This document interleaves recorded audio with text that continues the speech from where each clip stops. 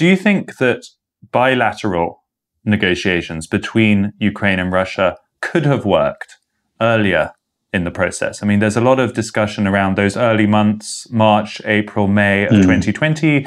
There were the talks in Istanbul. How close, I was a member. You were a member of that. How close were they to a deal? Yeah, I was a member of Istanbul process, and it was the most profit drift of agreements we can have. They even closed the two very, very dangerous for Ukraine previous agreements, like a Minsk I and Minsk II.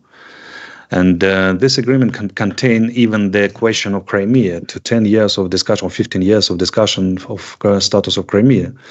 And that means security for Black Sea region for our export import. So why did it not happen?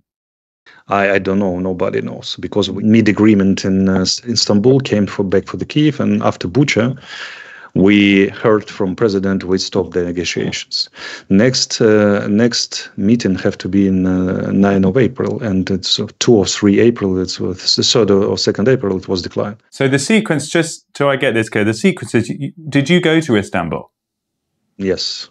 So you came back with the negotiating party? Yes, completely. Yes, it was successful. We opened the champagne bottle, for this, because you actually opened a bottle of champagne in Istanbul. Yes, because it was completely successful negotiations. When they start the war, they provide to 5 or 6 attacks on the Kiev.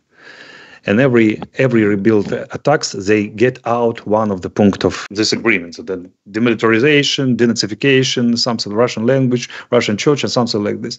In the end of the month, it was one question, not decision questions, the question of amount of Ukrainian armed force in the peacetime.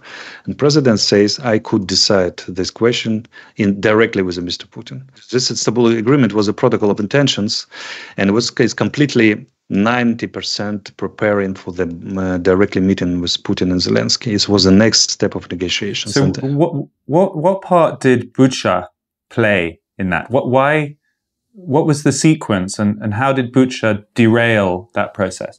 I really didn't know. I know the president was shocked about Bucha. All of us was shocked about Bucha. And I was in Bucha, and the second day of the Russian forces was repelled. And he started thinking how he could provide negotiations and meet Putin directly after this. He's completely changed by face when he came in Bucha and see what has happened. A lot of people say the Prime Minister Johnson came in Kiev and declined these negotiations with Russia, but I don't know exactly, is it true or false? This is a problem. The Prime Minister Boris Johnson definitely did come to Kiev at that time. Yes, but he came to Kiev, but nobody knows except, I think, Mr. Zelensky and Boris Johnson himself what they spoke about. Because what do you think? Do you think Boris Johnson was involved? I don't know. I won't even say yes or not, because it's very sensitive questions. Just so I understand, then, was it that the troops withdrew and that the horrors of Bucha became visible during that time? They didn't actually take place during those days. Is that right? They getting out probably, I don't remember exactly, on the 2nd of April. And I was in Bucha next day. So you think Russia was sincere? And president getting one more day later, so right. It could be 3rd or 4th of April. And next meeting have to be in 9 of April. So something happened in these 5 days. But we are the members of negotiations group.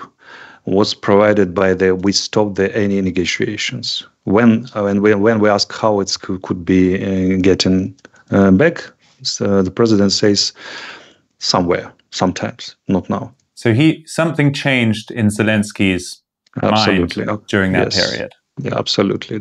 And historical have to find answer what has happened these 5 days.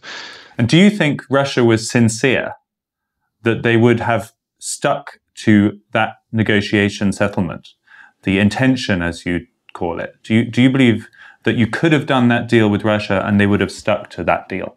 Russians shows their readiness for still providing negotiations. We decline.